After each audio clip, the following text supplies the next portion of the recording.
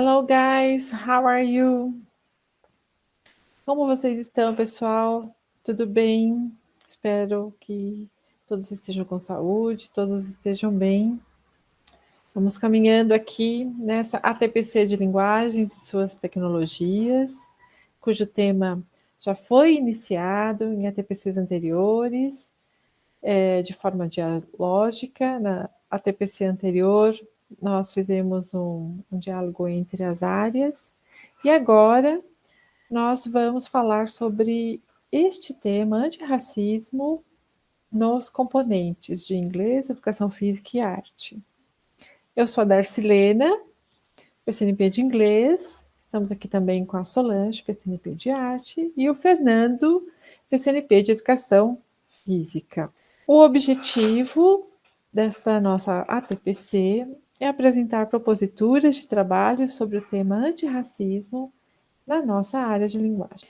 Temos como objetivos específicos, em língua inglesa, indicar materiais sobre o tema em inglês, com foco em gêneros específicos.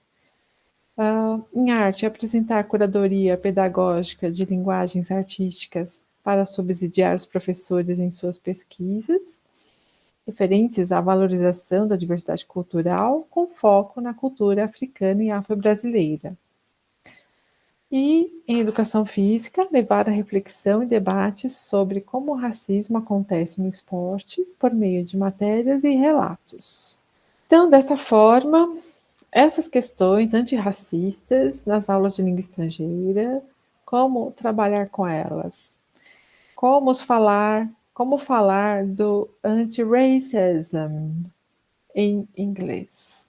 Primeiramente, nós temos o acervo das escolas, né? E tentar fazer associação com a questão mundial do racismo e o letramento racial crítico. Procurar utilizar o acervo da sala de leitura, o acervo das bibliotecas e ambientes de leitura, para que essas questões sejam também colocadas, vindo de língua portuguesa, e também fazer esta ponte com língua inglesa. Nós temos as habilidades de suporte do currículo em língua inglesa, a respeito do eixo de leitura, as habilidades aí do 9º ano, que claramente nós temos que fazer a compreensão de que as habilidades do 9º ano, elas podem ser trabalhadas não só no 9º ano, como de repente no 8º ano, de uma forma mais específica, mais adequada aos estudantes, e perpassando pela educação básica, assim como no ensino médio, abordando as práticas de leitura, com as novas tecnologias, as informações e pesquisas coletadas nos ambientes virtuais, tendo em vista a reflexão pós-leitura, utilizando todas essas estratégias de leitura, refletindo após a leitura e a avaliação dos textos lidos nesses lugares onde eles puderem pesquisar, ou seja, com o professor, na sala de leitura, enfim. Aí eu tenho uma pergunta para vocês. Quando trabalhar esse tema em língua estrangeira? Aí a resposta é essa: sempre. Por todo o percurso do estudante, trazendo a temática onde há o acontecimento internacionais, juntamente com os nacionais, episódios em jogos de futebol, por exemplo, aqueles momentos onde é possível o debate, a socialização em todos os ambientes da escola, com todos os estudantes, ou na sala de aula, ou com salas de aulas, com estudantes que estejam em outras etapas de ensino, em outros segmentos, enfim. É um tema bastante amplo e que pode ser abordado aí, fazendo essa socialização com os estudantes dessas questões antirracistas. Letramento racial. Então, nós temos um aporte teórico aqui do Ferreira, 2018, que traz o seguinte: pensando assim, trabalhar com letramento racial crítico em aulas de inglês é trabalhar com temáticas que são relevantes para a sociedade, pois aprendem uma língua, nesse caso, a língua inglesa. É entender que o outro, primeiro, tem necessidades diversas e que precisa ser entendido, enquanto a língua inglesa é negociada, discutida, refletida e aprendida. Então, professores e professoras, nós estamos em uma sociedade que é permeada por multiletramentos. A gente até comentou na TPC anterior que não existe um tipo só de letramento, que é aquele relacionado à alfabetização, mas sim letramento em uma língua estrangeira, letramento científico, matemático, político, enfim, que os pesquisadores, os teóricos, eles pontuam que a sobrevivência, a relação com o outro, com o mundo, o bom convívio, a relação também com a informação e com o conhecimento é toda feita pelos letramentos diferenciados. E é nesse sentido que trabalhamos também o letramento racial nas aulas de língua inglesa. E como esse letramento racial ele pode entrar nas aulas de inglês? A gente vai dar alguns exemplos aqui, por meio de propagandas, por meio de textos jornalísticos, porque as imagens elas não são neutras, muito pelo contrário, elas carregam diversos significados. E verificação da reação dos estudantes diante de tais propagandas, aprofundando essas questões, os estudos sobre o letramento racial, problematizando as propagandas apresentadas pela mídia, analisando como o negro é representado em cada uma delas. E ainda investigar de maneira temas como racismo, preconceito podem ser combatidos por meio da linguagem, mais especificamente por meio da educação linguística crítica em língua inglesa. E aqui, como um exemplo, um impacto desse movimento antirracista em vários pontos do mundo. O movimento Black Lives Matter, iniciado no ano passado, como esse movimento reverberou e está ainda atualmente. Houve intensificação desse movimento, houve uma mitigação, uma espécie de enfraquecimento, ou houve ainda uma espécie de empoderamento. Eu venho aqui com sugestões de páginas de jornais internacionais, esse, por exemplo, Euronews, e a exploração do gênero artigo de jornal, onde o professor pode incentivar a pesquisa e leitura, novamente. Cada ano, série, traz suas especificidades. Em jornais, em artigos de outros países, na procura de informações sobre o movimento, como ele está ocorrendo, e se há manifestações paralelas, como os europeus veem esse movimento, como os asiáticos veem esse movimento. Há movimentos desse tipo, por exemplo, na Europa, na Ásia? Quais movimentos diferenciados os estudantes podem notar a respeito do racismo no mundo como um todo? Tem um outro jornal aqui, The New Indian Express, e traz um artigo bastante interessante sobre essa questão de movimentos sociais. Então, nesse jornal, algumas questões podem ser levantadas, como o movimento nasce no mundo e por que ele nasce. Traz também a frase de Martin Luther King dizendo: no person should be judged by the color of their skin, but by their content and character. Então, ninguém deve ser julgado pela cor de sua pele, mas por seu conteúdo e caráter. Fazer esse tipo de reflexão que essa frase traz. Quem foi Martin Luther King? Fala também do movimento ambiental na Índia e como iniciou, como iniciam movimentos naquela região, como esse ambiental. A questão de que os movimentos sociais são baseados em um problema e que precisam se organizar de forma a poder cobrar ações políticas. Então, quais problemas normalmente surgem que são criados movimentos sociais a partir deles?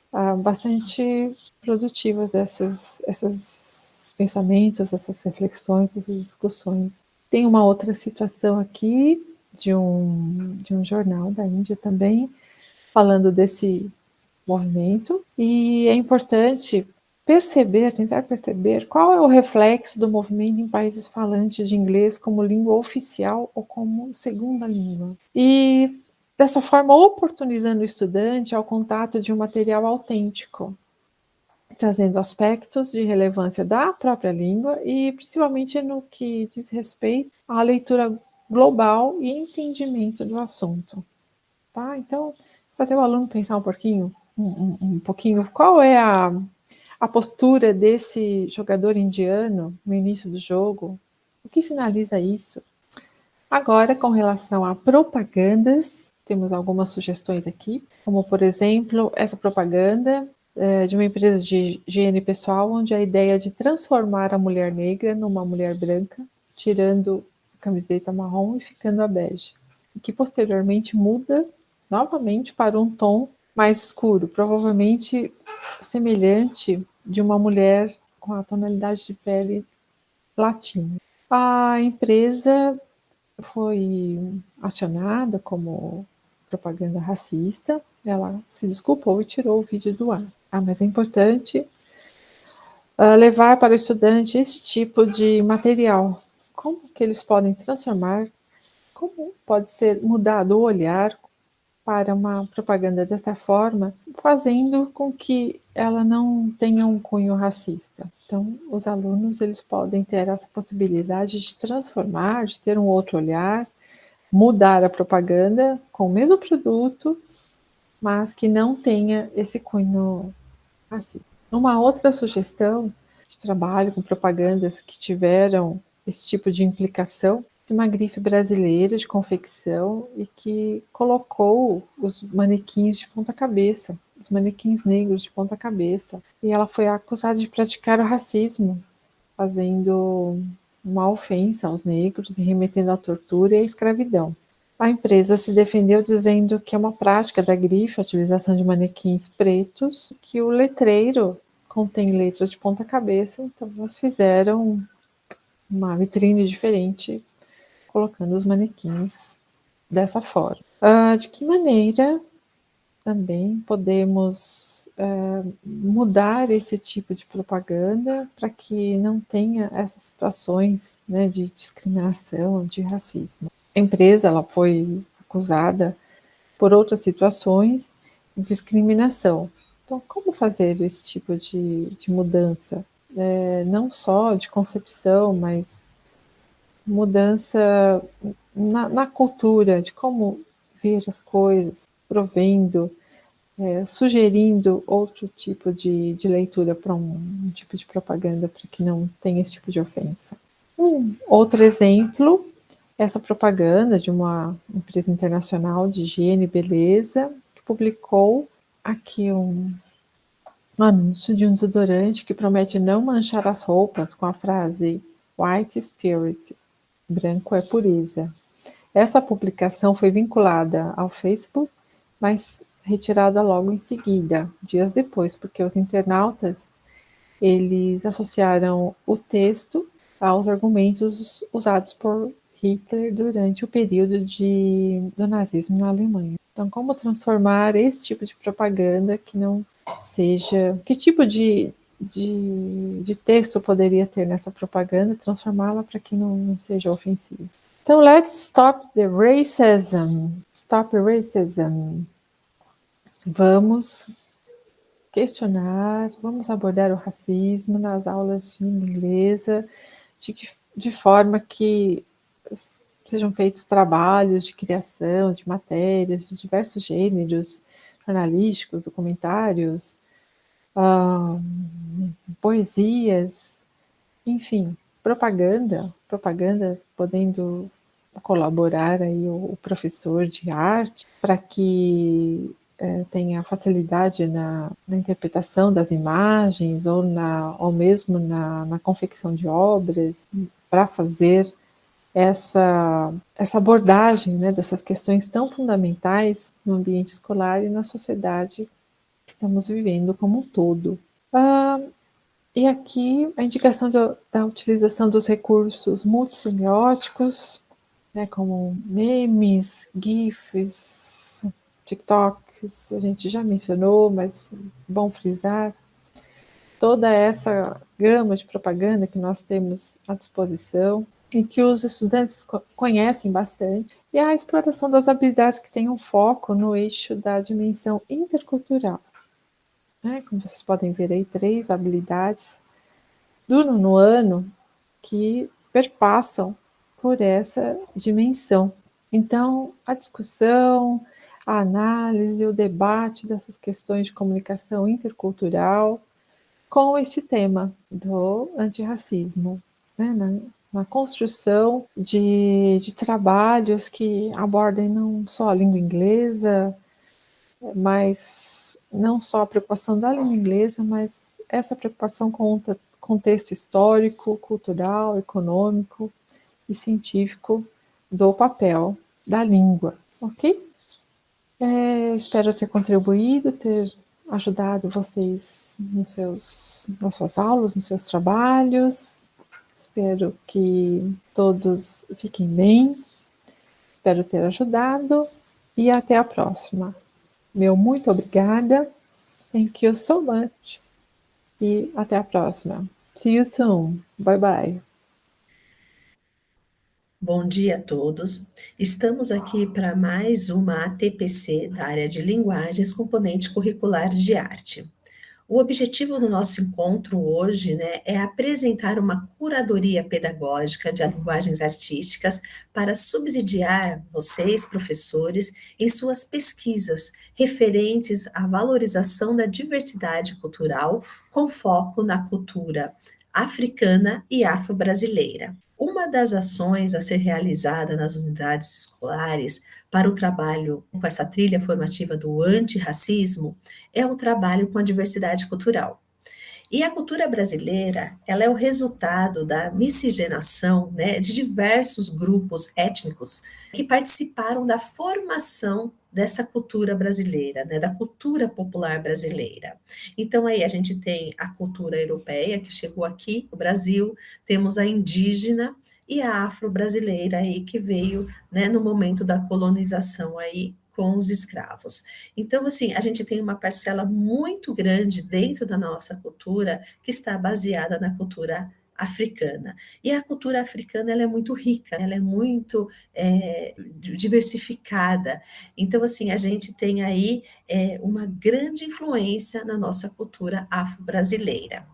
A área de linguagens, componente de arte, nós vamos ver aqui, né, dentro da a lei 10.639, que estabelece a obrigatoriedade do ensino de história e cultura afro-brasileira dentro das disciplinas que fazem parte das grades curriculares aos ensino fundamental e médio.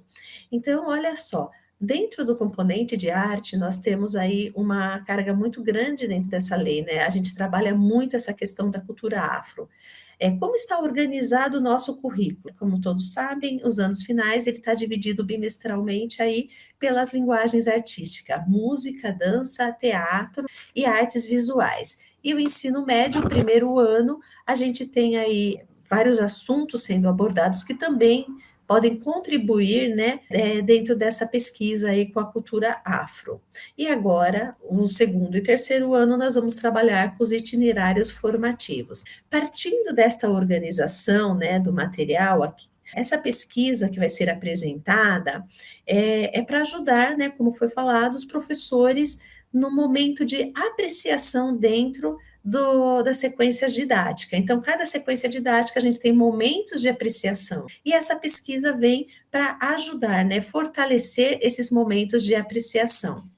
A ideia aqui é apresentar artistas que tenham aí uma representatividade afro-brasileira E artistas também que dentro das suas próprias obras de arte tem esse diálogo que vai falar sobre o racismo e essa questão do antirracismo. Nós temos muitos artistas, né? A diversidade de obras, de artistas é muito grande. Aqui é uma pincelada, é só uma amostragem do que nós temos. E tem muita gente falando sobre esse tema, né? Tem muita gente abordando e dialogando com a sociedade através da sua arte. Então, é um pouquinho disso que nós vamos apresentar aqui. Então, é uma apresentação de uma pesquisa, de uma curadoria que vocês podem aí utilizar como referência. Como eu falei, o currículo de arte, ele atende já à lei que sugere um trabalho com a cultura afro-brasileira, né? A apresentação da cultura afro-brasileira. Uma coisa que quero aqui deixar claro é que toda a pesquisa, né, toda essa curadoria que vai ser apresentada hoje aqui nesse ATPC, ela está baseada no currículo em ação. Então, aqui a gente percebe que todo o 8º ano do currículo em ação, ele está baseado, o tema gerador é a cultura africana e a cultura afro-brasileira e indígena. Então, assim, a gente vai estar vendo várias outras sugestões, né, de outras referências, porém, dentro do próprio currículo, principalmente aí do 8º ano, a gente já tem toda essa base, a gente tem todas as habilidades previstas para atender a lei que garante aí o estudo da cultura afro-brasileira e a cultura afro e indígena. Então vamos começar aí com música, né? Vamos aí apresentar aí algumas possibilidades do trabalho de apreciação com música. Como eu falei, no próprio currículo, a gente tem esse trabalho com os instrumentos musicais africanos. Sabemos que a gente tem uma grande influência na nossa música, nos nossos ritmos africanos, porque assim, os instrumentos de percussão vêm daí, né? Os instrumentos de percussão, a maioria deles vem da cultura afro. E nos nossos ritmos, como samba, pagode e muitos outros, né? Afroxé, a gente tem vários ritmos brasileiros que utilizam desses instrumentos, como esses instrumentos também já estão entrando em outras vertentes da música, como música clássica, música popular brasileira, vários ritmos aderiram aos instrumentos de percussão. E no próprio material vocês têm aí dicas de pesquisa de como é esse trabalho com os instrumentos de percussão. No próprio também material do currículo em ação, ele nos apresenta aí o Naná Vasconcelos. Naná Vasconcelos, ele é de grande importância, né? Foi um percussionista brasileiro que envolveu vários instrumentos, pesquisou vários instrumentos e hoje ele é referência para muitos músicos, né? Muitos músicos percussionistas, eles estudam aí na Naná Vasconcelos. Então aqui a gente deixa essa dica aqui para vocês. Outra referência, Clementina de Jesus. Então, quando a gente vai falar aí da base da música popular brasileira, a gente vem muito dessa questão do samba, seria muito interessante apresentar Clementina de Jesus, como também, né, pedir para os alunos pesquisarem os músicos atuais. Porém, falar para eles que os músicos atuais, eles sempre vão buscar referências, e uma referência gigantesca aqui brasileira é a Clementina de Jesus, né? Então, seria muito interessante apresentar essa sambista para os alunos. Aqui, uma outra referência, né, que eu tenho uma particularidade muito grande com esse cantor, é Mateus Aleluia. Mateus Aleluia, ele era do grupo Ticoãs, e depois que ele saiu do grupo Ticoãs, que foi um grupo que, assim, é um primeiro grupo vocal a expressar a história da música popular brasileira, com a herança cultural africana, né, de povos africanos, ele sai desse grupo e ele vai viver 20 anos em Angola.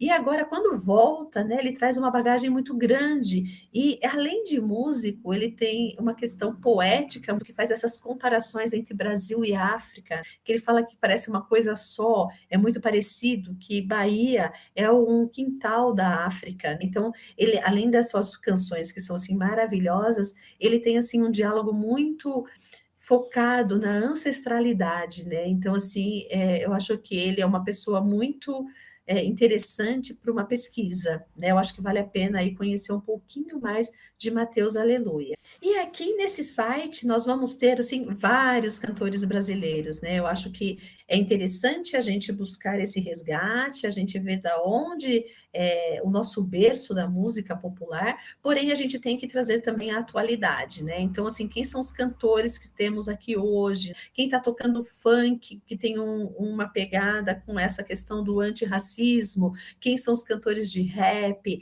de uma música popular? E também, assim, além de a gente ver quem são esses cantores que estão hoje na mídia, também é saber quem são os cantores que dialogam, né, com essa questão do antirracismo. Eu vou dar aqui um exemplo, né? Elza Soares com a canção Carne Negra. Eu acho que dá para fazer um trabalho em sala de aula com essa música da Elza. A gente tem aí Seu Jorge, Sandra de Sá, Isa, né, que está aí com a moçada toda, né? Então a gente tem muitos nomes bons brasileiros. Eu coloquei alguns aqui, mas eu acho que temos muito mais e dá para vocês pesquisarem muito mais. Mas como eu falei, é uma curadoria, né?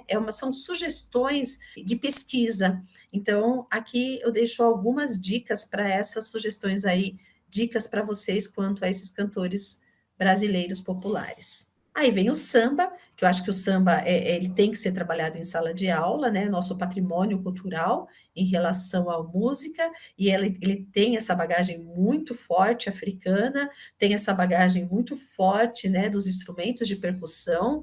Então, assim, a gente tem, eu acho que a partir do samba a gente consegue dialogar sobre todas as outras coisas, né? Dá para falar de Naná Vasconcelos, Clementina, até o próprio Mateus Aleluia, que também a gente tem muito samba que saiu, as letras saíram dele, e a gente vai fazendo essa vertente, né? Fazendo esse passeio pelo Brasil, pelas culturas populares através do samba. Eu acho que o samba pode ser aí o início disparador de muitas conversas dentro da sala de aula, pensando nessa diversidade cultural. Que eu deixo um site que vocês podem estar pesquisando aí a origem e outros sites também que vocês podem estar encontrando aí sobre o samba. Agora vamos falar um pouquinho aí de dança, né? O que a gente tem de dança que pode dar esse diálogo dentro da sala de aula do antirracismo, como também da diversidade cultural? Eu trouxe aqui o bailarino José Alves, é um jovem bailarino que está aí no Balé de Londres, né, o Balé Black de Londres. Tem toda uma história que eu deixo uma entrevista dele, né, dele fala toda essa passagem. É um artista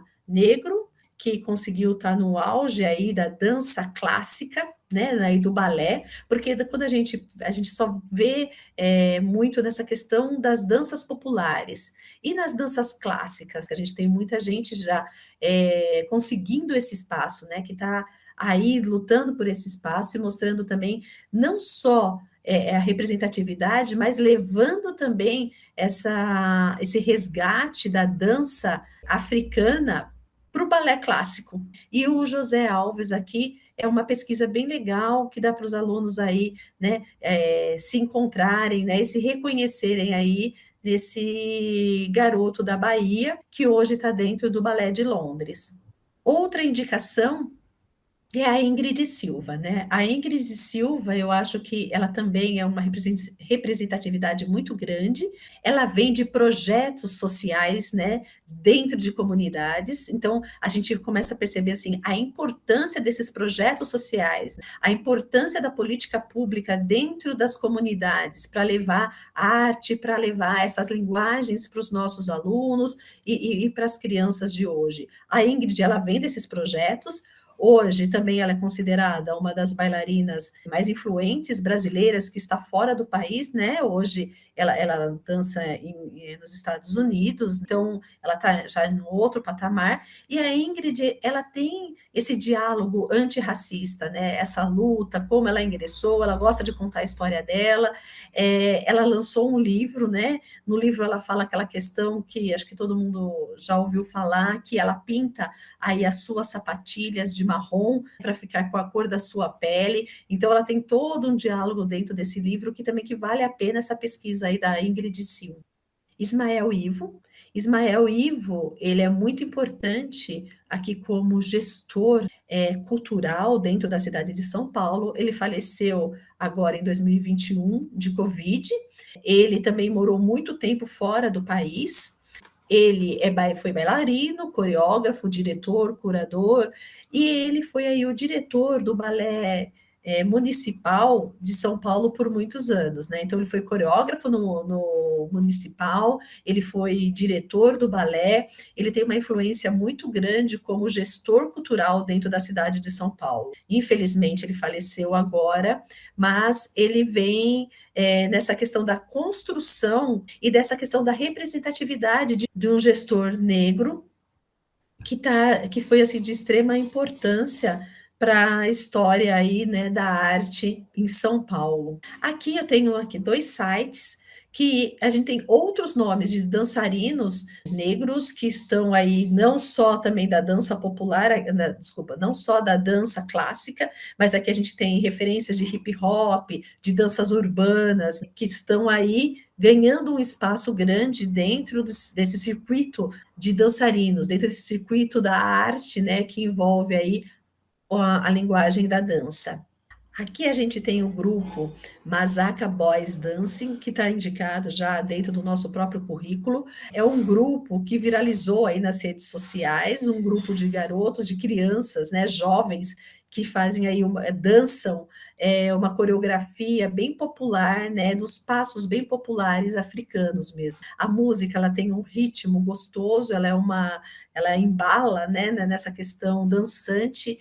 E aí, dentro desses passos, dessas coreografias, a gente consegue identificar, né, e analisar muitas questões que a gente trabalha no nosso currículo com os movimentos da dança, né? Então, a gente consegue ver qual que é a fluência do corpo, como que eles dançam, como que essa questão de flexionar as pernas, né, o tempo todo ter essa questão de ter o quadril encaixado com as pernas sempre flexionadas, o tempo que eles utilizam aí nos seus passos, nas suas coreografias, o espaço mesmo que eles ocupam. Então, assim, é bem gostoso os vídeos desses garotos, assim, e acho que vale a pena ser trabalhado em sala de aula também, mostrando essa questão da raiz, né, da dança africana popular hoje. O que eles dançam, porque a gente tem muito da questão da dança africana, né, que são as danças de terreiro, danças de orixás, mas e a dança popular, né? O que eles estão dançando hoje? Então, a pesquisa é bem legal e é bem gostoso trabalhar aí com essas coreografias desse grupo Masaka. Patrimônio cultural. Temos aqui uma habilidade que transpassa por todos os anos finais e também vai para o ensino médio, que é analisar e valorizar o patrimônio cultural, material e imaterial de culturas diversas, em especial a brasileira, incluindo suas matrizes indígenas, africanas e europeias.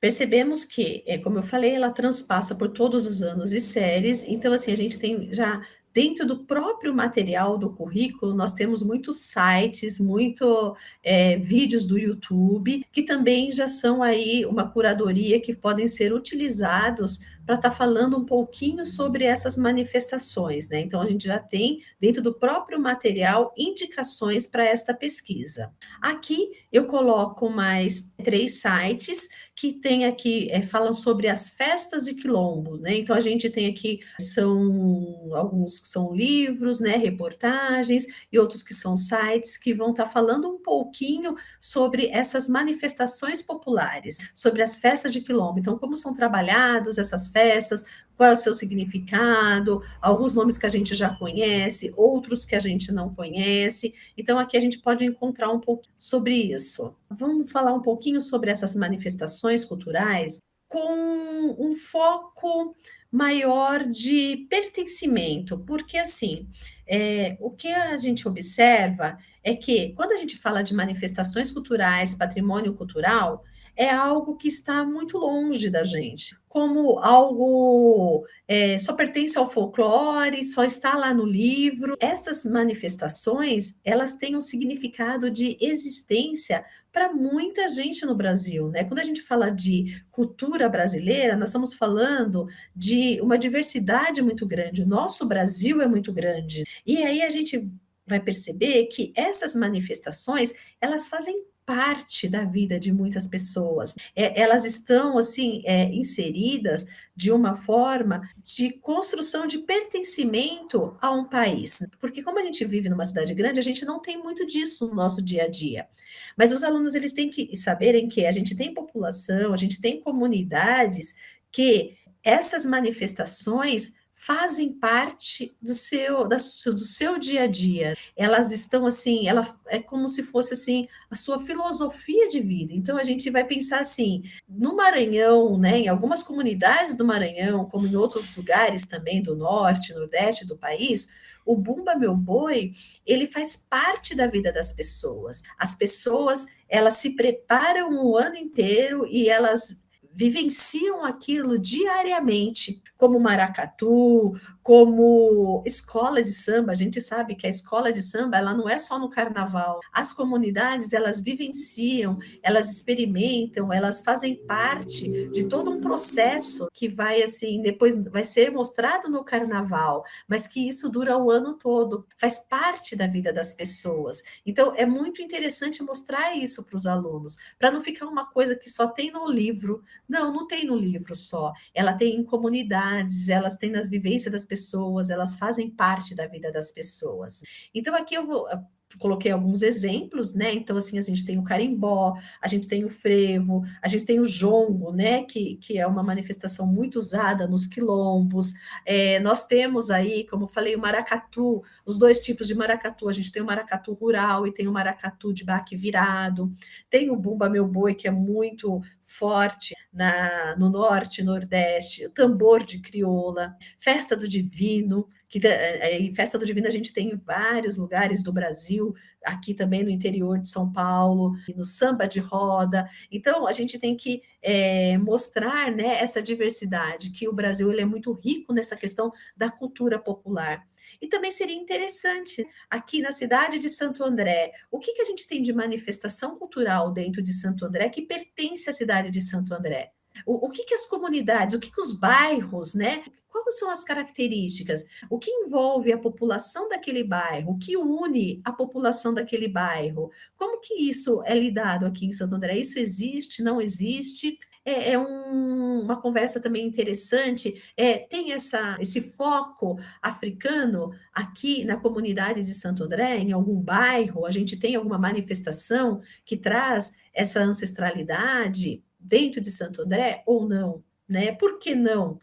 É uma coisa muito assim que pode ser também aí um elemento de pesquisa. Aqui eu vou dar um exemplo, como do Bumba Meu Boi.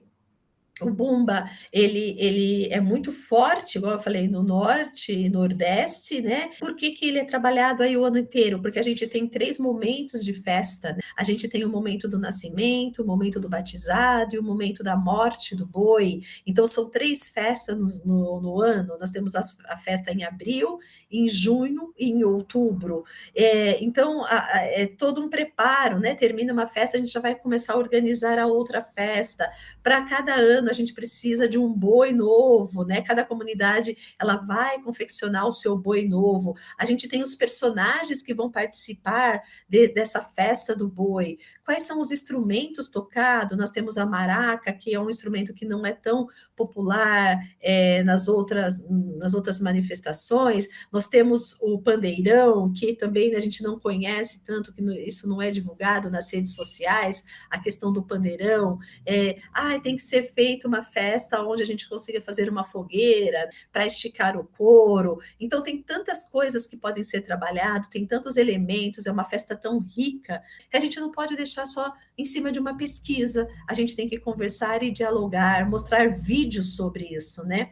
E eu coloquei aqui o Bumba, porque a gente tem aqui em São Paulo o grupo Cupuaçu, que ele é um grupo fundado pelo Tião Carvalho. O Tião, ele vem do Maranhão e ele traz isso, né? Ele consegue um grupo aqui em São Paulo de estudantes que vão ajudá-lo nessa construção do grupo Cupuaçu há muitos anos atrás, e hoje é uma festa grande, é uma festa bonita que acontece no Butantã. Então, a gente tem aí as 3 festas durante o ano, né, na comunidade ali do Butantã, é um encontro grande aqui da população de São Paulo, que ainda tem essa tradição do Bumba Meu Boi. Então, vale a pena falar para os alunos: olha, aqui em São Paulo a gente tem uma festa do Bumba Meu Boi, né, de muitos anos, e que tem essa tradição, e que ela é uma festa, ao mesmo tempo que ela é uma festa sacra, ela é uma festa profana, então a gente consegue ter um diálogo aí em várias coisas, e é algo aí trazido também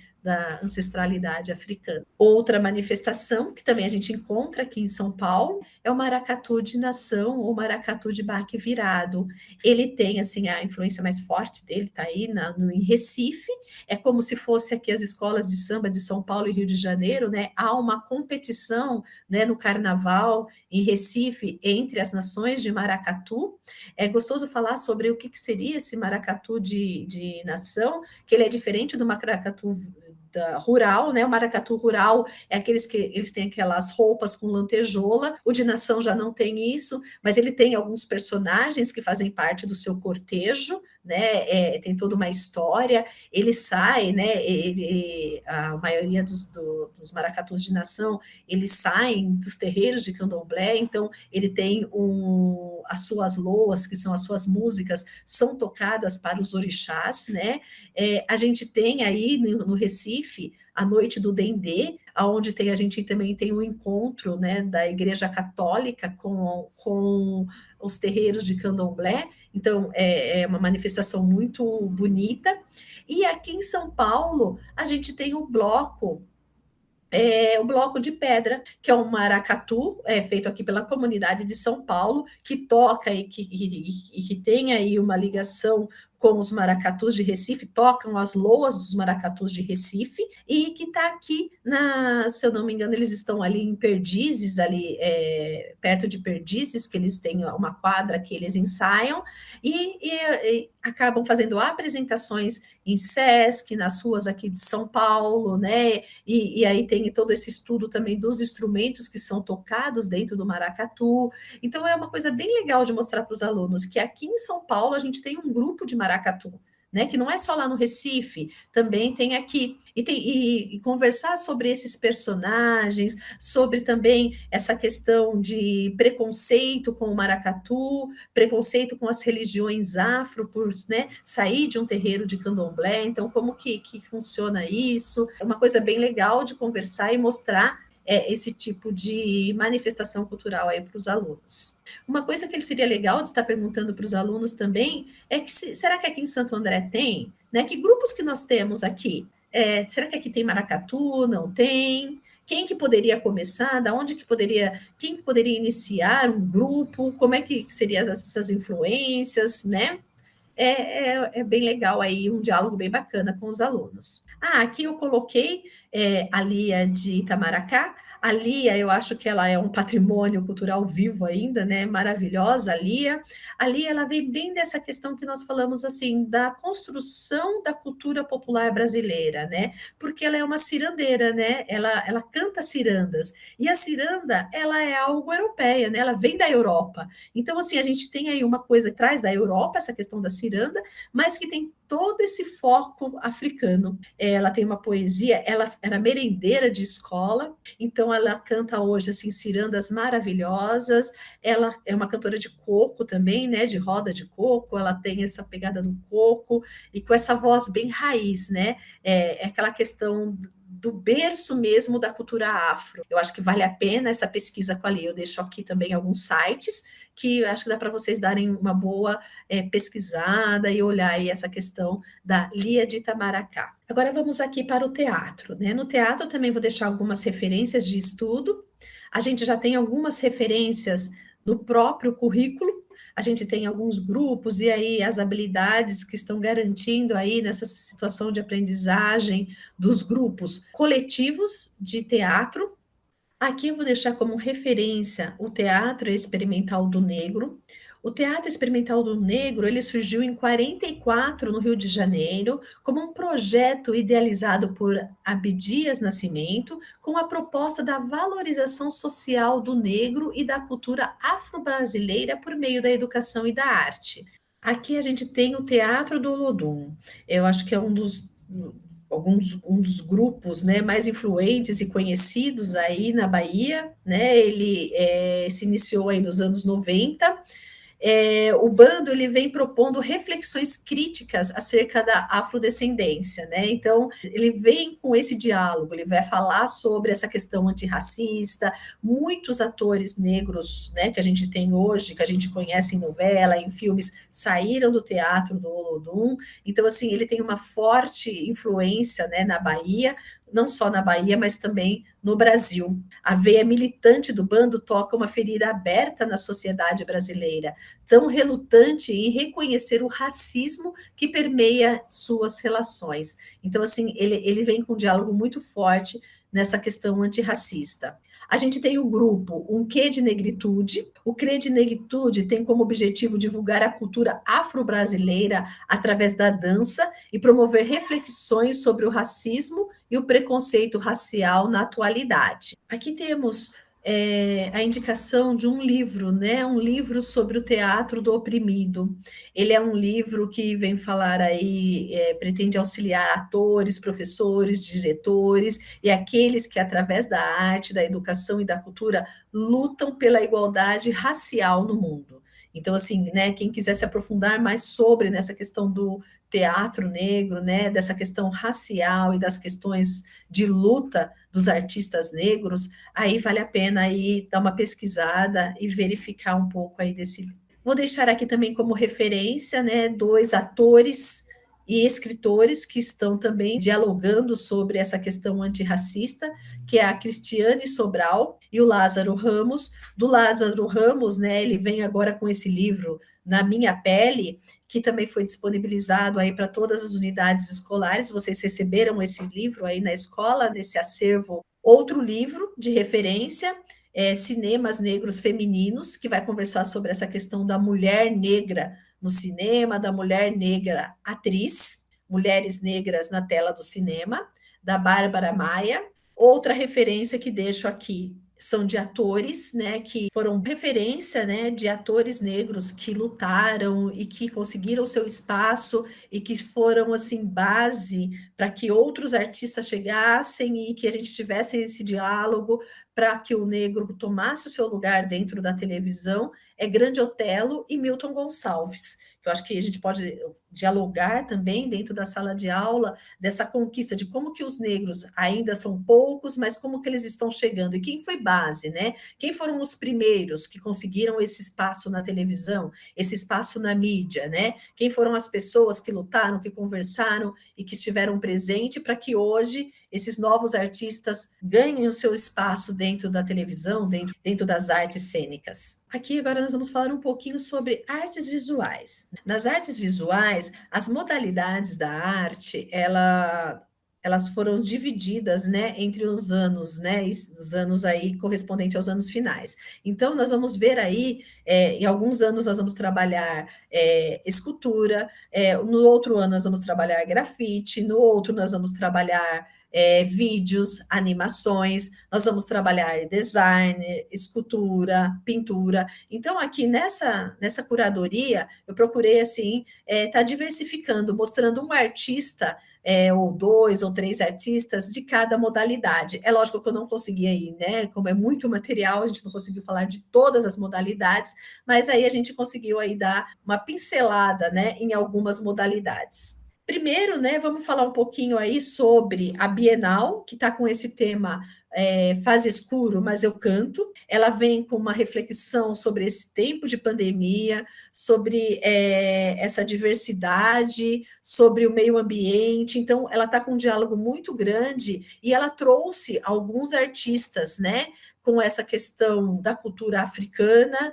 que vai dialogar sobre o negro, o corpo negro, a fotografia, e ela tem também uma coisa também que eu achei muito bacana, que é também não só os negros, mas também os indígenas, né? Nós temos alguns índios, né, que estão expondo dentro da Bienal, que também vai falar com essa questão do meio ambiente, o espaço que eu ocupo, o espaço que eu ocupei nessa questão da pandemia, então veio muita coisa sobre a Amazônia, sobre a Amazônia não só brasileira, mas latina, né? Então a gente tem algumas coisas peruanas, algumas coisas da Colômbia e também alguns artistas aí africanos, né? Eu coloquei aqui algumas referências, só tem mais artistas, tá? Mas eu coloquei algumas referências. Aqui também a gente tem aí performance, fotografia, como eu falei, né, que está com esse diálogo, artistas que estão tendo essa representatividade dentro da Bienal desse ano. Além da Bienal, nós temos outras exposições paralelas à Bienal, que também faz parte do circuito do circuito da Bienal,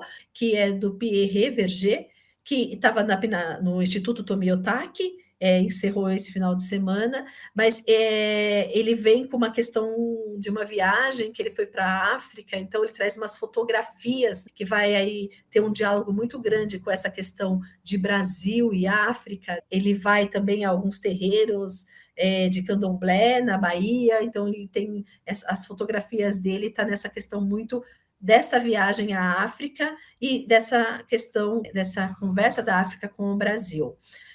Temos a Coralina Maria de Jesus, né, uma grande escritora, que também está expondo em São Paulo, né, tem muitos sites falando aí dessas obras que ela está expondo em São Paulo. Essa exposição vai até janeiro, IMES da Avenida Paulista, então seria muito interessante fazer essa pesquisa e ver o que né, esse diálogo com a cidade de São Paulo, com a Bienal e com essas questões aí da cultura afro.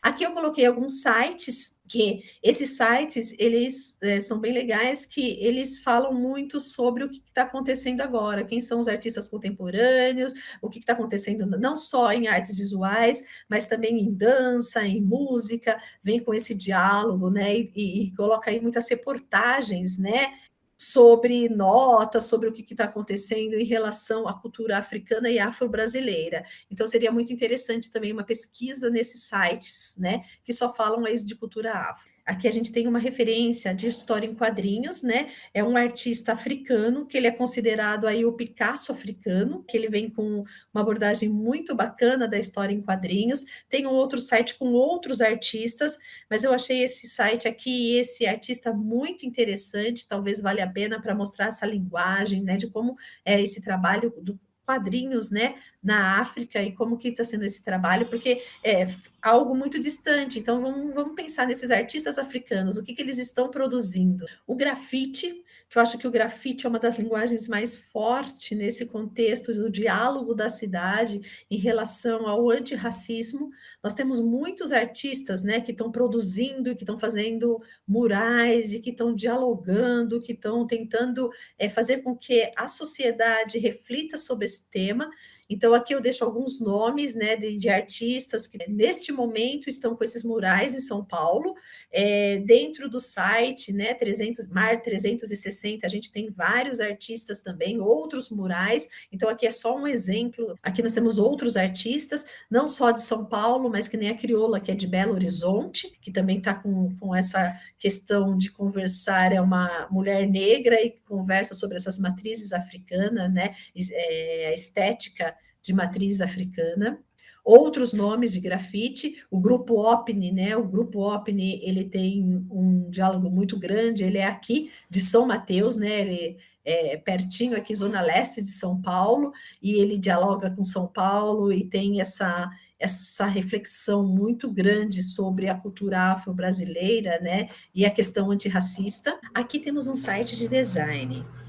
O Design por Mudanças. Então, é um grupo que vai trabalhar essa questão da ajuda a dar forma às vozes dos desassistidos, né? Então, assim, das pessoas vulneráveis. Então, a gente tem muita, como teve aquelas manifestações, né, antirracistas nos Estados Unidos e em São Paulo, nesse site a gente vai ver vários posts que foram circular, que teve uma circulação forte nas redes sociais, né? Então, assim, eles trabalham com essa questão, né, de como dialogar com a sociedade através dos posts, né? Através dessas questões de compartilhar imagens, compartilhar gritos de vozes, né? Gritos pedindo socorro, gritos de chamando atenção através de design. Então, assim, acho que é bem interessante apresentar e estar trabalhando essa questão também com os alunos. É uma forma de dialogar com a sociedade. Nós vamos aqui para a pintura. né? Na pintura, eu acho que é bem interessante falar sobre a influência africana nas obras de Picasso. Picasso, que vem como referência para tantos artistas, Picasso que tem uma grande importância na história da arte, né? Que vem falando sobre essa questão, né, do cubismo e como a arte africana, como ela está ligada? Por que a africana, Picasso, cubismo, né? Como que é essa história, né? Então, assim, eu acho que é bem legal mostrar isso para os alunos, passar essa curiosidade, aqui a gente tem alguns sites que vão falar sobre isso. Cândido Portinari, que é um artista brasileiro, modernista também de grande importância, né, para a nossa história da arte, como que ele vem com essa questão, né, buscando referências em Picasso, né, no momento assim, onde ele retratou tantas pessoas negras e qual foi a importância, como que ele tem essa relação com os descendentes africanos que chegaram aqui no Brasil e por que tem isso nas suas obras. Também é uma coisa assim, um diálogo bem legal, fazer umas leituras das obras de Cândido Portinari. Outro também que faz parte da nossa história da arte brasileira, que é de extrema importância e que é filho escrava, né, e com um português, foi um dos nossos gênios da escultura barroca brasileira. Então, assim, acho que é bem legal a gente estar falando aí um pouquinho sobre o Aleijadinho, quem foi Aleijadinho e qual a sua influência. Ele pega aí um pouquinho dessa questão europeia, porque ele é filho de português, então ele vai estudar toda a arte europeia, mas ele é filho de africana também, né? Então, assim, como que negro, né? Filho de português, com uma escrava. Ainda falando de escultura, a gente não pode deixar de falar do mestre Didi, que tem também uma grande contribuição para a história, né, da arte brasileira. Suas obras são como uma união de antiga sabedoria, a expressão viva da continuidade e da permanência histórica da criação de uma nova estética que une o presente e o passado. Então, assim, ele vem com uma carga muito grande nas suas obras sobre a religião africana, né, e sobre essa questão do passado, né, a ancestralidade, né, que a gente vai falando aí, que ele traz em suas obras. Vale a pena também fazer uma pesquisa aí sobre o mestre Didi. Como falei no ATPC passado, né, e torno a falar, porque assim, acho que eu sou um pouco fã, né, de Emanuel Araújo, eu acho que ele é um exemplo de representatividade afro-brasileira, porque é um grande escultor, mais que um escultor, né, é um grande gestor e traz esse resgate. Eu acho que é uma das pessoas que talvez no seu silêncio, da sua curadoria, é o que mais luta para resgatar, né, toda a história afro-brasileira, né? Então, assim, ele é o fundador do Museu Afro-Brasil, com toda a sua pesquisa, com toda a sua curadoria, talvez assim seja um dos artistas mais completos que nós temos hoje em São Paulo, pensando nessa questão desse resgate dessa cultura afro-brasileira. Falando de arte contemporânea, a gente vai falar um pouquinho aí sobre a Rosana Paulino, né, que é doutora em artes visuais pela Escola de Comunicação.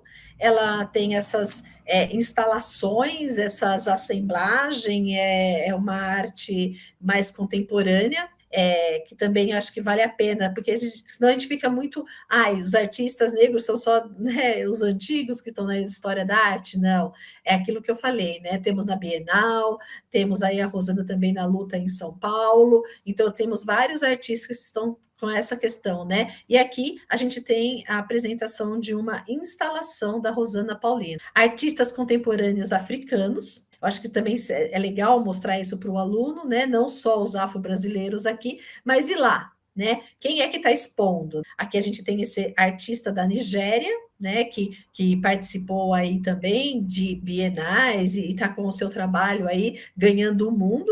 Então, assim, eu acho que é bem legal a gente estar mostrando também artistas africanos. Aqui, né, a gente indo lá para a África, né, e estudando um pouquinho da cultura africana, nós vamos ter aí os carimbos, símbolos de Gana, né, as roupas africanas, como que elas são feitas, como que eles pensam nessa questão do vestimento, né, que a gente vê que é uma coisa bem colorida, e ela tem esses símbolos, né, de Gana, que são carimbos, que os tecidos são carimbados, então são feitos os carimbos e os tecidos aí são tingidos, né, são coloridos e carimbados. Acho que também é uma coisa assim bem legal da gente estar se aprofundando mais sobre esses símbolos, né, da cultura africana. Aqui nós vamos ter as máscaras africanas, então, assim, é uma coisa que a gente já trabalha bastante em sala de aula, essa questão das máscaras africanas, então, a simbologia dessas máscaras, né, como elas são usadas, os rituais, né, a importância religiosas que ela tem, né, a gente vê aí dentro do candomblé, e como que isso é lá, né, como que isso é usado lá na África. Eu vou deixar aqui também uns sites, porque a gente está nessa questão de o ensino híbrido, né? Então a gente tem assim, hoje está chegando também mais equipamentos nas escolas, e às vezes a gente não tem a possibilidade de ir pessoalmente no museu. Mas como, né, as novas tecnologias estão nos ajudando muito, aqui a gente tem alguns sites que a gente pode estar fazendo visitas virtuais pelo museu, principalmente aqui no Museu Afro Brasil, aqui do Ibirapuera, a gente não tem às vezes possibilidade de levar os alunos, mas a gente pode estar fazendo uma visita virtual, né? Então, assim, aqui eu deixo aqui alguns museus que a gente pode estar fazendo essa visita virtual, alguns sites que vocês podem entrar, pesquisar ou mostrar vídeos também de como são esses museus, como que está expostas essas obras dentro dos museus, tá? Então, aqui eu deixo aqui essas referências de museus digitais.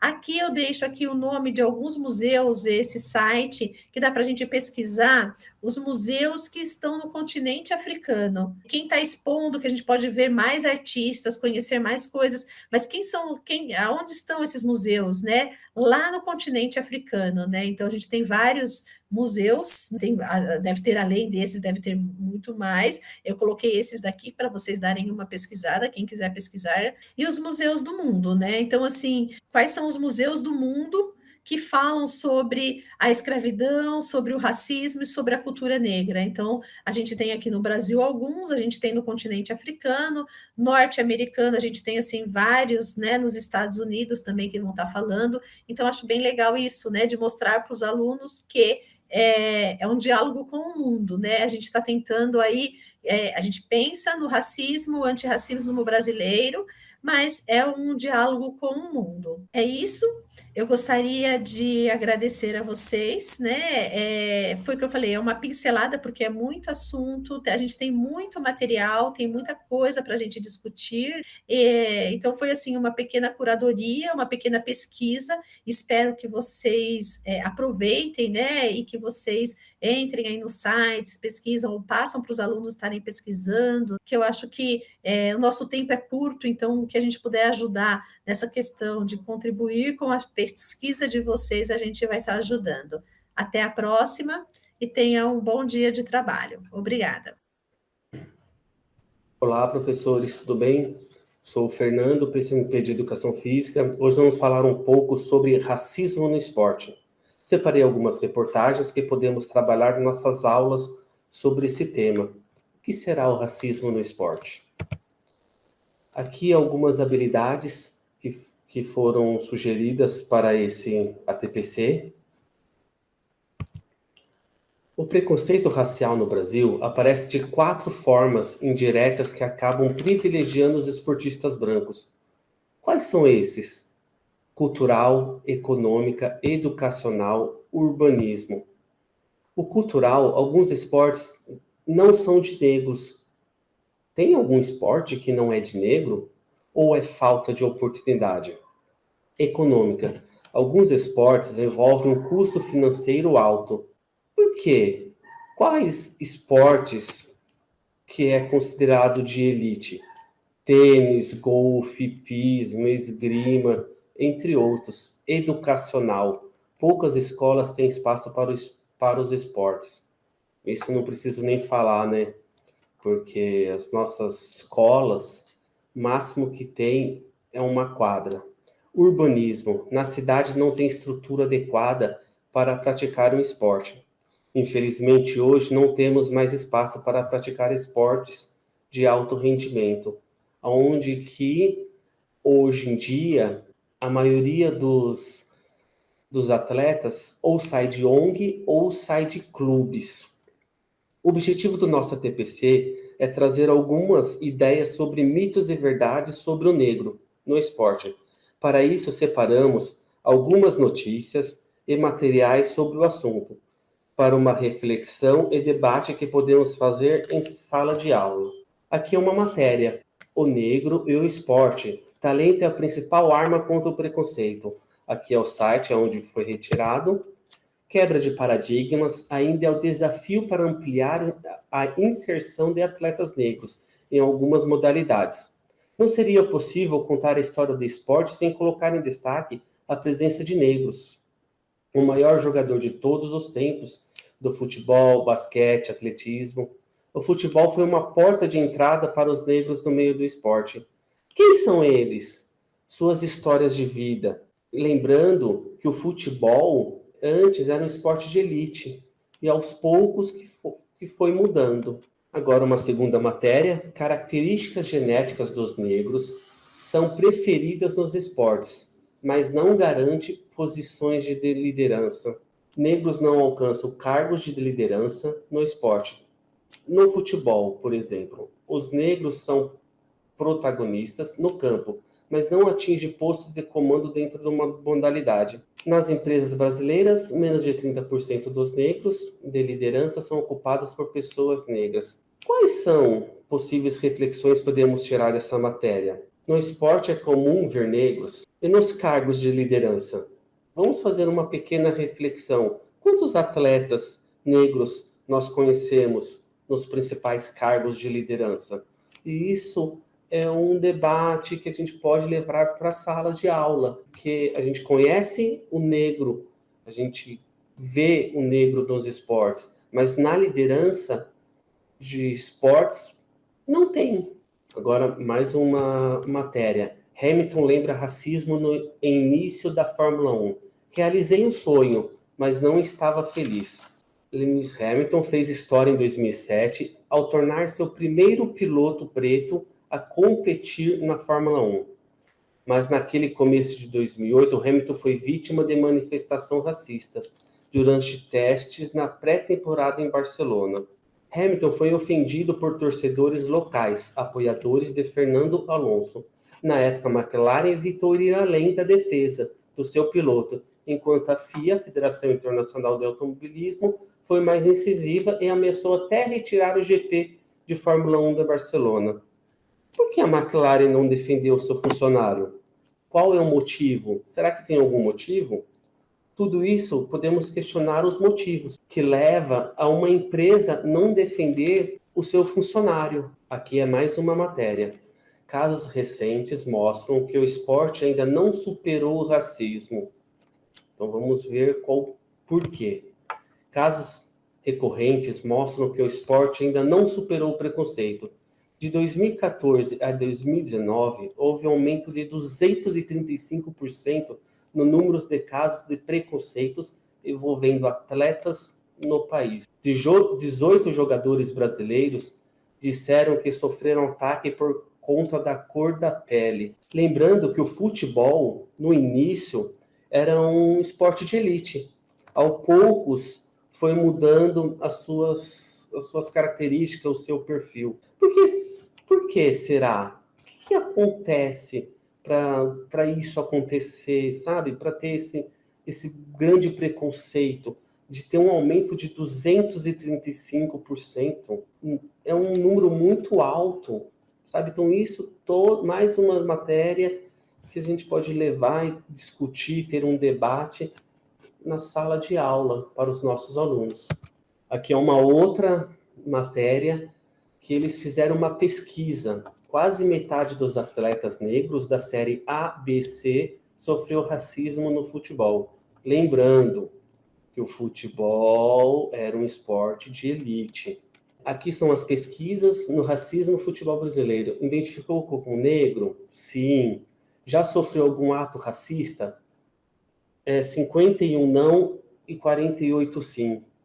De onde ocorreu? Hotel, concentração de clubes. E aqui, torcida no estádio. Pressionou o caso de racista? Presenciou casos de racista? Sim, 69. Não, 39. Você denunciou? Não, 87%. E sim, 12%. Por que 87% não denunciou? Por quê? Eles acham que isso não vai acontecer nada, vai ficar por isso mesmo. Você é favorável a um debate? 90% sim e 9,5% não. Dando continuidade, o que para você reduziria ou acabaria com o racismo no futebol? Punição ao agressor, 39%. Campanhas educativas, 27%. Punição aos clubes envolvidos, 19%. Mais informações, quase 7%. Punição para os clubes, 4%. E paralisação das partidas, 2,5%. Quem praticou o ato? 63% torcida adversária. Por que acontece isso? Porque eles estão numa arquibancada, ali eles estão se sentindo protegidos, que ninguém pode encontrar eles. Será que é por isso? Eles se sentem os heróis lá dentro, imbatíveis, que ninguém pode encontrar, e por isso que eles fazem isso. Jogador adversário, 18%. Torcida da equipe, 9%. Do dirigente do clube. Dirigente adversário, jogador do mesmo time, 1%. Então, essa também são gráficos que podemos trabalhar nessa matéria. Que agora nós vamos falar um pouco sobre a natação, uma matéria da natação.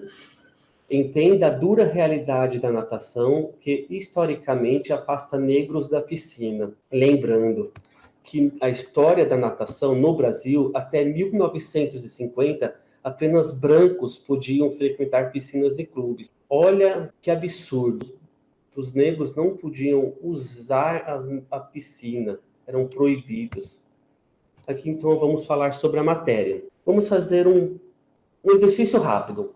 Pense em alguns nadadores brasileiros que vocês conhecem. Vamos pensar. Que atleta brasileiro nadador que você conhece? Já pensou? Acredito que a maioria foi homens brancos. Alguns exemplos. César Cielo, Gustavo Borges, Thiago Pereira. Quem conhece o Edivaldo, Etienne e Joana Maranhão?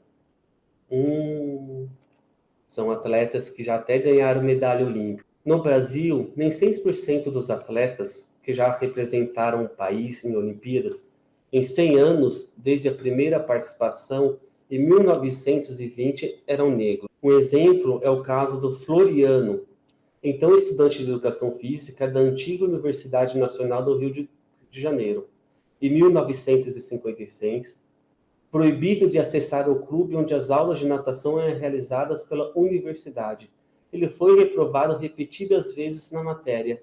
Isso é um absurdo, que é o que eu comentei. Lá atrás, em 1950, os brancos, as piscinas eram só para os brancos, os negros eram proibidos. Racismo em forma de desinformação. O negro não tinha o biotipo específico para a natação. Negro tem características fisiológicas que desprivilegiam o autor. Rendimento na natação negro afunda, não boia. Olha que absurdo. Então, é assim, eu trouxe também para vocês um vídeo de uma matéria do Esporte Espetacular. O vídeo ele fala sobre mitos e mentiras, que eu vou passar para vocês agora. O combate ao racismo é um tema cada vez mais frequente em quadras de basquete, campos de futebol, ginásios, estádios, piscinas. Já parou para pensar por que há tão poucos nadadores negros entre os melhores do mundo? As explicações para isso passam por preconceito, desigualdades, mitos. Mitos que vão cair um a um nessa reportagem. A gente te convida agora para um mergulho nessa história.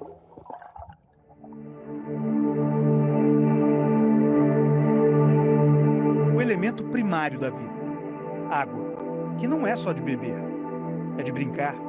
Afinal, quebrado o gelo do primeiro contato, ela te abraça e não te deixa mais sair.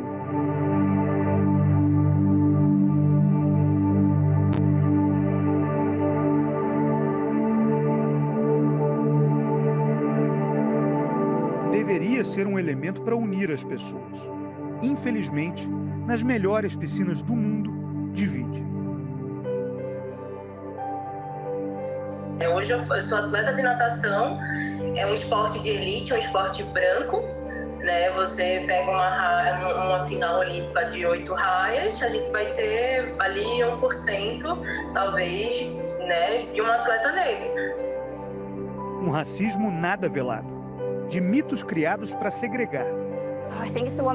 Acho que o maior é pessoas negras não flutuam. Sim, as pessoas dizem essas coisas. Já ouvi de tudo. Loughborough é uma cidade universitária na região central da Inglaterra, sede do centro de treinamento da seleção britânica de natação. A população não passa de 60 mil e é quase toda branca. A Alice nasceu em Manchester, mas foi viver ali porque é uma nadadora de elite. Aos 23 anos, está entre as 10 melhores do mundo na maratona aquática. A sensação de não se ver representada nas piscinas é relativamente nova. A minha mãe é negra e o meu pai branco. Ela nunca me disse pessoas negras não nadam. Ela nadou a vida inteira, porque cresceu em Gana, em Accra, e morava perto da praia. Então ela nadava no mar o tempo todo. Mas quando eu fiquei mais velha, comecei a perceber, realmente não há muitos negros nesse esporte. A desigualdade racial nas piscinas daqui está longe de terminar, mas se aproxima de um marco importante. Caso tudo dê certo, no ano que vem, em Tóquio, a Alice vai ser a primeira nadadora negra a representar a Grã-Bretanha numa edição de Jogos Olímpicos. Desde 1912, a Grã-Bretanha já recebeu 2 edições dos Jogos, ambas aqui em Londres, em 1948 e 2012. Ainda assim, naquela última disputa, dentro desse parque aquático, o time britânico era formado exclusivamente por nadadores brancos. E o pior, o time brasileiro era quase igual. São assuntos que dói, mas que parece que a sociedade brasileira, quando incomoda, ela não quer discutir, ela não quer escutar, ela não quer parar e rever, assim. Etienne Medeiros é uma das principais representantes do Brasil nas piscinas na atualidade.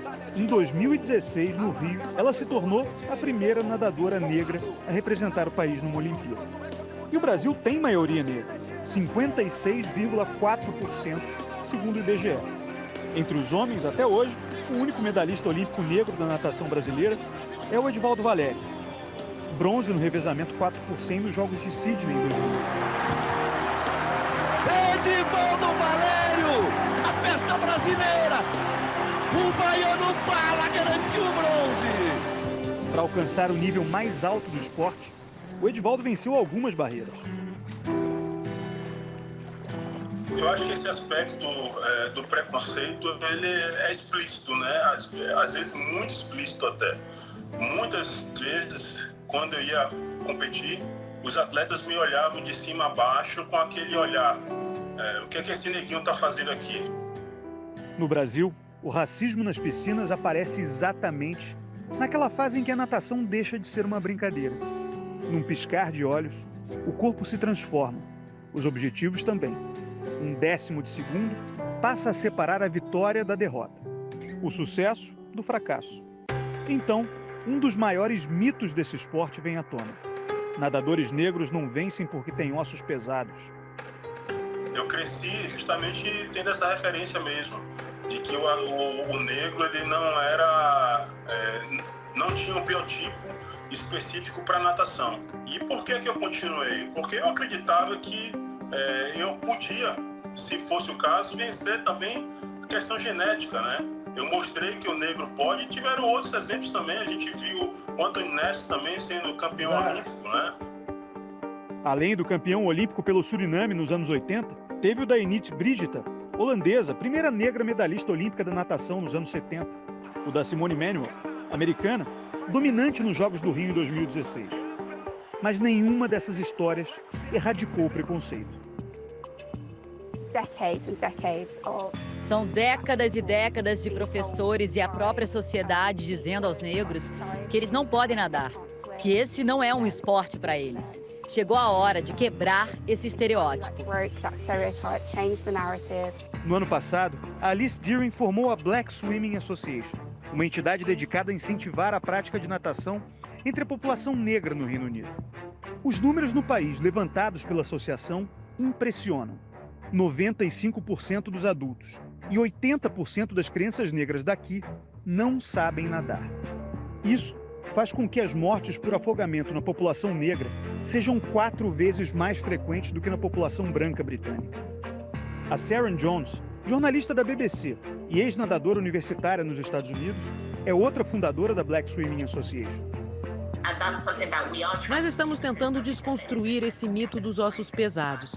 Meu objetivo é conversar com cientistas, produzir um vídeo e espalhar ele nas redes sociais, explicando o que de fato existe cientificamente. Essa busca pode acabar justamente no Brasil. Um estudo no Departamento de Educação Física da USP analisou características físicas de todos os recordistas mundiais dos 100 metros livres e os comparou aos padrões corporais de pessoas negras e brancas. O resultado é libertador. Na média, a população negra tem a densidade corporal, que é a relação entre peso e volume do corpo humano, superior à população branca. Em apenas 1%, mas tem. Acontece que isso não determina o sucesso numa prova de natação. A natação é uma modalidade extremamente dinâmica, que envolve movimentos complexos, movimentos de trabalho submerso, então a densidade corporal ela não é um parâmetro determinante do sucesso em prova de natação. Segundo esse estudo, os fatores mais importantes para um nadador são comprimentos corporais, como estatura, envergadura e tamanhos de mãos e pés, maior quantidade de fibras musculares de contração rápida, responsáveis pela potência, de enzimas anaeróbias, as da resistência, percentual de massa magra ou desenvolvimento de músculos, capacidade de salto vertical, de flutuação e centro de massa corpórea, o local onde o peso do corpo está mais concentrado. Pelas características físicas médias da população mundial, as pessoas negras levam vantagem em 5 desses 7 fatores. Só que sobre o aspecto biológico, se eu pudesse apostar e ter uma garantia de que todas as outras variáveis seriam equalizadas, seguramente eu apostaria nos negros. Outras variáveis são condições iguais para nadadores brancos e negros. Desde o início da vida, ter o mesmo acesso às aulas de natação, equipamentos adequados, treinamentos, viagens e, principalmente, piscinas. A natação é um esporte relativamente caro, ele não é barato. Eu, inclusive, para me manter ao longo desses anos todos, eu tive que contar com a ajuda de outros pais, de outros atletas, que muitas vezes faziam rifa para arrecadar dinheiro, para custear as minhas despesas. Edivaldo Valério nasceu e ainda vive na Bahia. Um estado com quase 15 milhões de habitantes e apenas 2 piscinas olímpicas. Um dos lugares com maior população negra ou parda no Brasil. Na capital Salvador, ela passa de 82%. Os índices de pobreza são altos. Os de desigualdade também. Eu cansei de sofrer preconceito, por exemplo, quando eu viajava para países da região lá da Europa. A gente tinha uma tática, posso até chamar de tática, quando nós íamos viajar para essas competições internacionais, a gente sempre combinava de viajar uniformizados, né? Ou seja, para identificar que nós éramos já uma delegação ou uma seleção, e mesmo diante disso, eu era o único a ser barrado pela imigração, né? Aí eu tinha que abrir a mala, tinha que explicar o que era isso, o que era aquilo. Não é por acaso que um negro entre os melhores do mundo no esporte de elite tenha precisado lidar com tanta dor. Quando eu ia competir, o atleta branco ele me olhava de cima a baixo. Aquilo já me intimidava, aquilo já me deixava acuado e eu tinha medo. Ou seja, às vezes o atleta, quando ele fazia isso comigo, de olhar de cima a baixo, ele já ganhava a prova para mim ali. Às vezes eu até me questionava o que eu estava fazendo ali. Para o professor William Fez Henry, PhD em Sociologia e Antropologia pela West London University, essa sensação de inferioridade aponta para a verdadeira raiz do racismo. Pessoas de origem africana eram consideradas seres humanos inferiores. Pela Constituição americana, num determinado momento da história, pessoas negras eram consideradas apenas 3/5 de um ser humano. Se você escavar o passado, vai descobrir que as pessoas de origem africana estão sempre lutando para serem consideradas seres humanos de fato. Isso é assim no esporte, no ambiente acadêmico. Essas são as coisas que explicam a desproporção de representação de negros em esportes como a natação. Nos Estados Unidos, a segregação racial era permitida em alguns estados até 50 anos atrás. Piscinas eram locais proibidos para a população negra. Eram, e ainda são, palco para um teatro abominável. A desigualdade racial também é uma questão para a maior potência da natação mundial. O histórico de racismo ainda faz a população negra americana buscar outros esportes e estranhar uma nadadora com a mesma cor de pele. Um dia estava na universidade e alguns caras do time de basquete começaram a perguntar: que esporte você pratica? E eles literalmente passaram por todas as modalidades femininas da universidade. Ficaram genuinamente em choque. Meu Deus, ela é nadadora. Tem uma sister que nada. Tem uma sister que nada.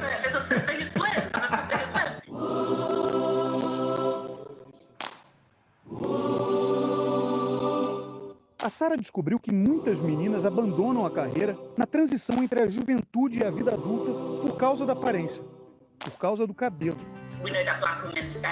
Nós sabemos que mulheres negras gastam 6 vezes mais com cabelo do que outras mulheres.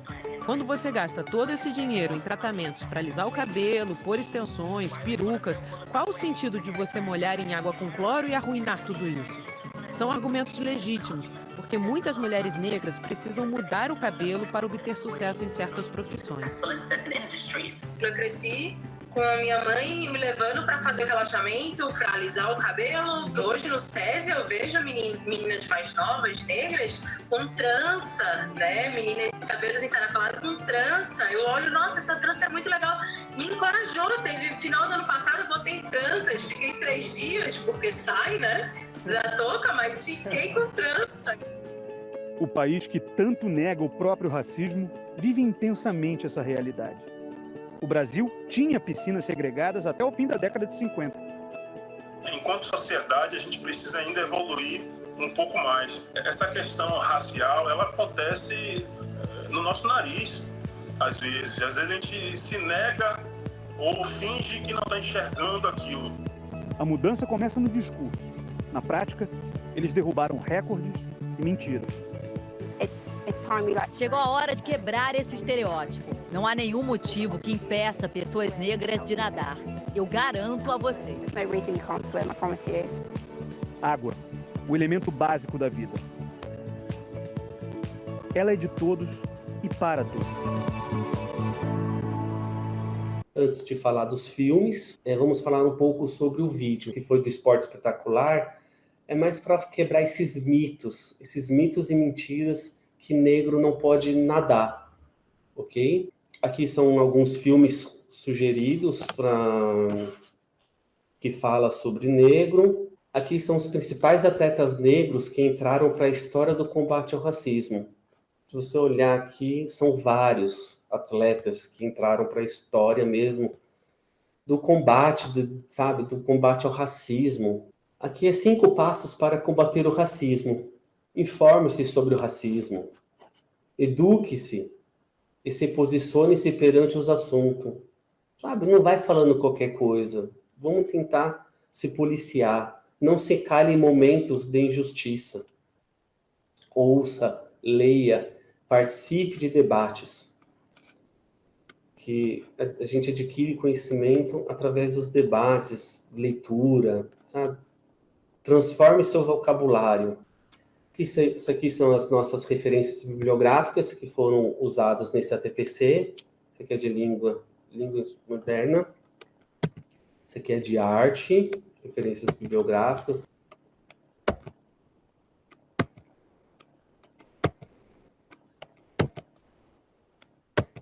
Aqui é referências bibliográficas de educação física. Ok?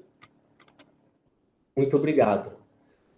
Nós, da equipe de linguagens, agradecemos por mais esse ATPC e até a próxima. Muito obrigado. Tchau.